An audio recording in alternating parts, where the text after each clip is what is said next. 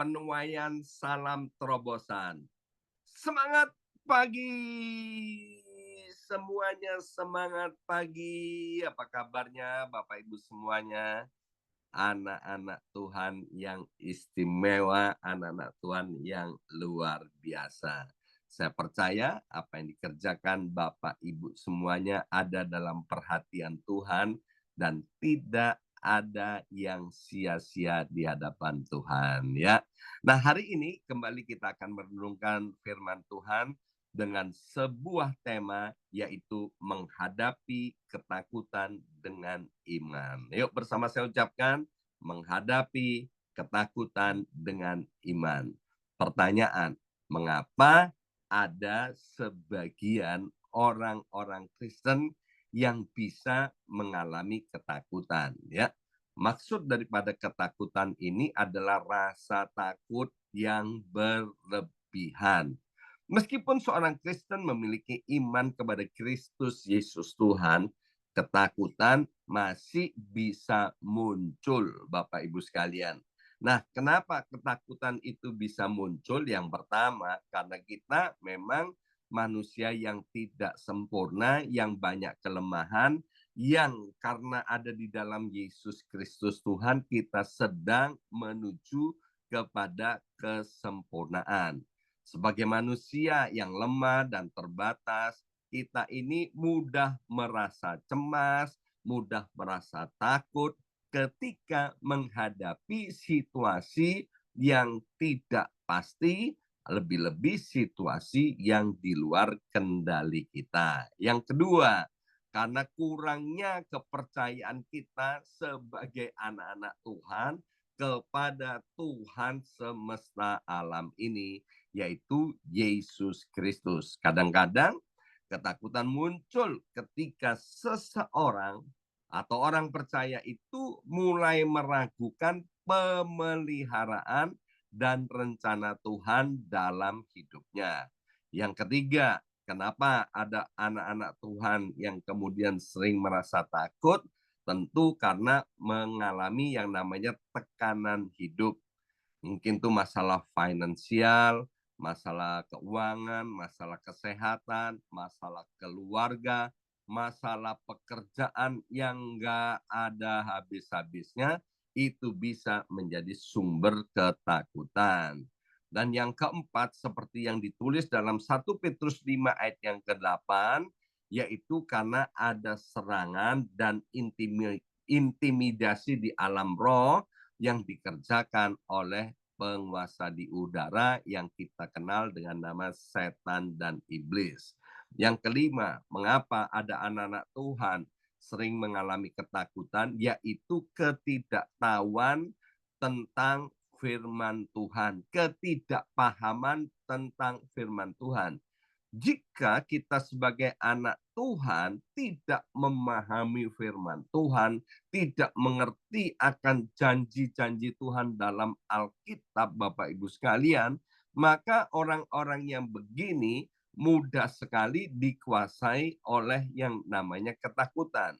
Nah, Alkitab berulang kali mengingatkan bahwa iman kepada Tuhan adalah kunci untuk mengatasi ketakutan. Sekali lagi, iman kepada Tuhan adalah kunci untuk mengatasi ketakutan.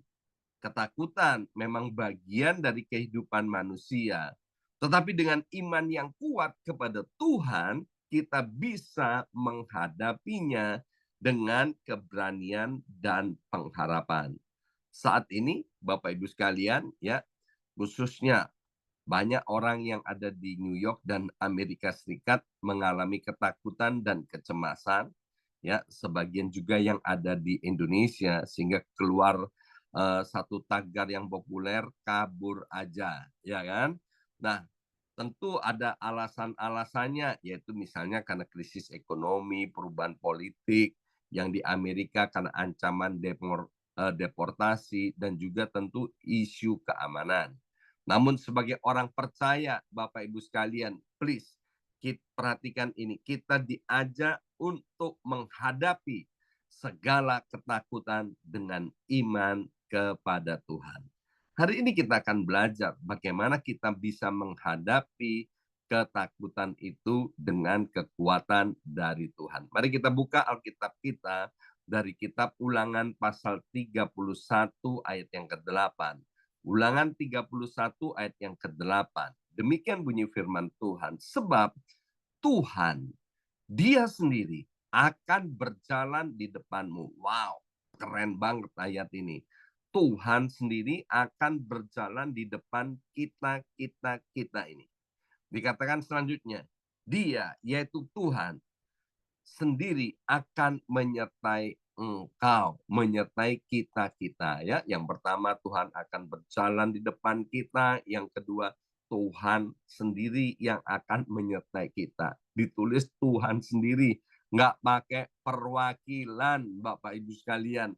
Bukan yang lain-lainnya, tapi Tuhan sendiri yang akan menyertai kita.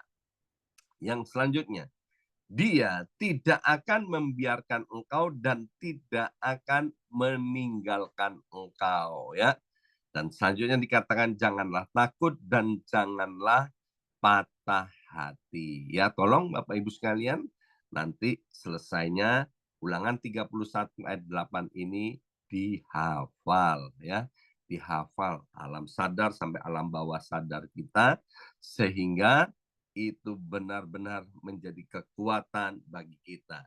Jadi menghadapi ketakutan dengan iman yaitu percaya bahwa Tuhan selalu menyertai kita. Bersama saya ucapkan Tuhan selalu menyertai kita. 2, 3, Tuhan selalu menyertai kita. Nah, sebagai orang percaya Bapak Ibu sekalian, kita ini istimewa karena kita itu memiliki jaminan bahwa Tuhan sendiri, ya, Tuhan sendiri yang berjanji, yang berfirman untuk selalu menyertai kita, ya. Kalau kita ada di dalam dunia ini, kita pernah mendengar orang-orang pangkat, pejabat-pejabat yang punya pengaruh, ya. Betapa merasa amannya kita ketika pejabat yang bersangkutan itu menyertai kita, bukan ajudannya, bukan pengawalnya, ya. Nah, demikian juga Tuhan mau agar kita mengerti akan hal ini. Dalam Ulangan 31 ayat ke-8, Tuhan memberikan janji kepada kita bahwa Tuhan akan berjalan di depan kita, menyertai kita, tidak akan pernah meninggalkan kita. Ini berarti bahwa dalam setiap tantangan, dalam setiap rintangan, dalam setiap kesulitan, dalam setiap ketidakpastian, bahkan ancaman deportasi sekalipun, kita tidak pernah sendirian. Bersama saya ucapkan, kita tidak pernah sendirian. 2, 3, kita tidak pernah sendirian. Ya. Nah, ketakutan itu sering muncul ketika kita merasa sendirian dan tidak ada siapa-siapa. Sehingga kita tidak memiliki perlindungan. Namun firman Tuhan hari ini mau mengingatkan kita dengan tegas bahwa Tuhan selalu menyertai kita. Seperti seorang gembala yang melindungi dombanya. Tuhan tidak akan pernah meninggalkan kita bahkan di tengah kesulitan, baik kesulitan kecil, ya, small, kesulitan medium, maupun kesulitan besar, bahkan kesulitan yang amat sangat besar. Ayat ini mengajarkan kita untuk tidak takut, cemas, atau patah hati. Karena Tuhan sendiri dikatakan Dia yang akan memimpin, Dia yang akan melindungi kita, dan sekali-kali tidak akan pernah meninggalkan kita. Ketika kita menghadapi rasa takut, baik itu ketakutan akan masa depan, ketakutan akan kegagalan, ketakutan akan kesulitan hidup, bahkan ketakutan akan situasi kondisi di kota negara kita, maka kita akan mendapatkan kekuatan ketika kita mempercayai apa yang sudah kita baca ini dari kitab Ulangan 31 ayat yang ke-8 tadi. Dalam 1 Samuel pasal 17 itu bercerita tentang Daud waktu melawan Goliat. Saat Israel ketakutan menghadapi raksasa Goliat, Daud maju dengan penuh keberanian. Kenapa? Bukan karena Daud itu besar sebesar Goliat, bukan karena Daud hebat, ya, tapi Daud berani menghadapi raksasa Goliat karena Daud percaya Tuhan menyertainya. Maka itu Daud berkata, "Hei Goliat, kamu mendatangi aku dengan pedang dan tombak dan lembing, tetapi aku mendatangi engkau dengan nama Tuhan semesta alam, Allah segala barisan Israel yang kau tantang itu." Dengan iman kepada Tuhan, kita tahu akhirnya Daud mengalahkan Goliat hanya dengan ketapel dan batu kali. Ya, hanya dengan batu ketepel dan eh, hanya dengan ketepel dan batu kali. Dengan iman kepada Tuhan, kita juga bisa mengalahkan Goliat-Goliat yang ada di depan kita. Dengan apa? Dengan hanya apa yang sederhana yang ada pada kita. Meskipun yang sederhana itu kelihatan sepele seperti ketepel dan batu kali. Tapi percayalah yang sederhana, kalau yang sederhana itu adalah iman. Seperti Daud waktu mengalahkan Goliat, demikian juga Bapak Ibu sekalian. Semua rintangan dan tantangan di depan kita pasti kita bisa kalahkan. Dalam Roma pasal 8 ayat 37 dikatakan, oleh karena Yesus Kristus itulah kita ini lebih daripada orang-orang yang menang. Jadi Bapak Ibu sekalian, yang pertama ingat senantiasa bahwa Tuhan tidak pernah meninggalkan kita bahkan di saat krisis, di saat titik terendah dalam kehidupan kita. Yang kedua, bagaimana menghadapi ketakutan itu dengan iman?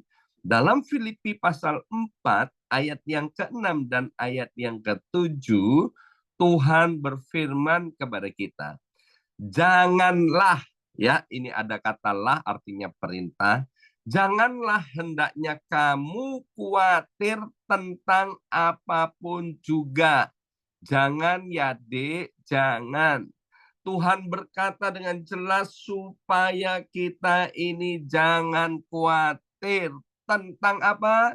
Tentang apapun juga. Jadi kalau tentang apapun juga, yaitu tentang takut dideportasi, ya, khawatir tentang surat-surat imigrasi, apapun juga, termasuk tentang keluarga, tentang karir, tentang keuangan, tentang pekerjaan, tentang keluarga, bahkan yang bergumul tentang kesehatan. Tuhan bilang pagi ini, sekali lagi melalui Filipi pasal 4 ayat yang ke-6 sampai dengan yang ke-7, jangan pernah kita khawatir, jangan pernah kita takut, jangan pernah kita cemas, ya.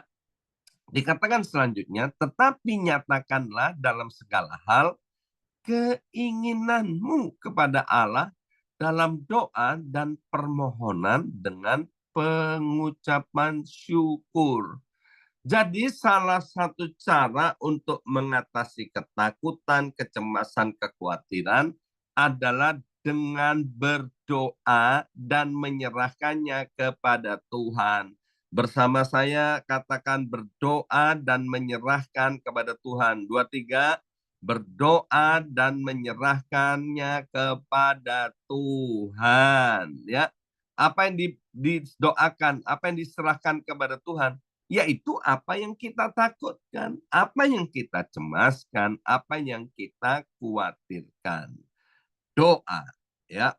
Beberapa waktu yang lalu, Pastor Hengki Setiawan dari Jakarta, dia mengatakan doa, D-O-A, artinya D dengan O, otoritas, A, Allah. Doa artinya dengan otoritas Allah.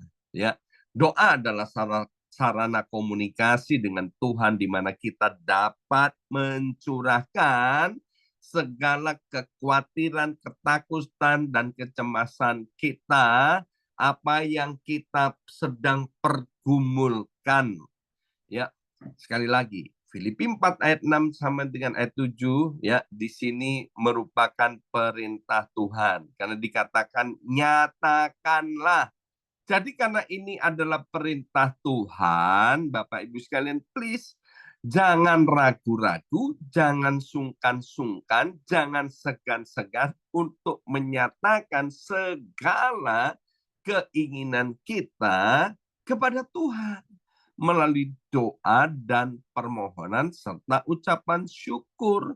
Jadi waktu kita berdoa, permohonan, dan ucapan syukur artinya kita percaya apa yang kita mohonkan kepada Tuhan, apa yang kita doakan kepada Tuhan tidak akan pernah sia-sia.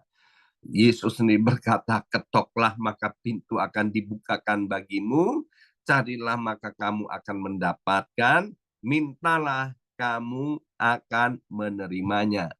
Pada waktu yang tepat, Bapak Ibu sekalian, apa yang kita cari itu pasti kita dapatkan. Apa yang kita minta pasti kita menerimanya. Bukankah Alkitab berkata Tuhan membuat segala sesuatu itu indah pada waktunya, ya. Daud dan rasa takutnya itu ditulis di dalam kitab Mazmur 56 ayat yang pertama. Demikian bunyinya. Untuk memimpin biduan, menurut lagu merpati di pohon-pohon terbantin yang jauh. Miktam dari Daud ketika orang Filistin menangkap dia di Gad, ya. Jadi Mazmur 56 ini bercerita bagaimana Daud akhirnya ditangkap sama orang Filistin, Bapak Ibu sekalian. Ayat yang keempat dari Mazmur 56, apa yang terjadi? Waktu aku takut, aku ini percaya kepadamu. Kepada Allah yang firman-Nya kupuji. Kepada Allah aku percaya. Aku tidak takut. Ya, jadi ayat yang keempat berkata, waktu aku takut, tapi karena Daud itu percaya kepada Tuhan, ya akhirnya Daud menjadi tidak takut. Apakah yang dapat dilakukan manusia terhadap aku? Jadi Daud ini adalah contoh yang nyata bagaimana seseorang bisa merasa takut tetapi tetap memilih untuk percaya kepada Tuhan sehingga tidak takut lagi. Jadi dalam banyak situasi berbahaya termasuk saat dikejar oleh Saul, Daud menyerahkan ketakutannya kepada Tuhan dan memilih untuk beriman, ya. Dan selanjutnya yang terakhir dari kitab Yeremia pasal 29 ayat yang ke-11 yang hari-hari ini sering kita dengarkan karena tema besar dari gereja kita adalah Future Foresight, siap menghadapi masa depan. Yeremia pasal 29 ayat 11 berkata, sebab aku ini mengetahui rancangan-rancangan apa yang ada padaku mengenai kamu. Demikianlah firman Tuhan, yaitu rancangan damai sejahtera dan bukan rancangan kecelakaan, untuk memberikan kepada kamu, ya Bapak, Ibu, dan saya, hari depan yang penuh dengan harapan. Ketakutan akan masa depan adalah sesuatu yang umum dialami oleh banyak orang. Tapi hidup dalam ketakutan terus-menerus itu tidak umum dan tidak baik dan tidak boleh terjadi di antara kita. Ya, kita sering kali merasa takut dan khawatir tentang pekerjaan, keuangan, kesehatan, keluarga, bahkan status imigrasi kita. Namun firman Tuhan hari ini mengingatkan kita bahwa masa depan kita, ya, masa depan kita ada di tangan Tuhan. Maka itu yang ketiga, kita harus percaya sungguh-sungguh bahwa Tuhan itu yang pegang masa depan kita.